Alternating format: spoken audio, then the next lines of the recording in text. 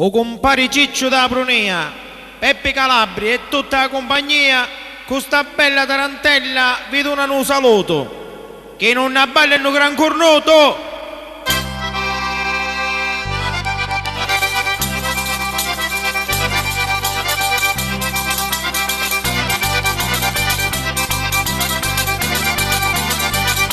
E mostriamo velico, e mostriamo velico, e mostriamo velico, calapo di marito.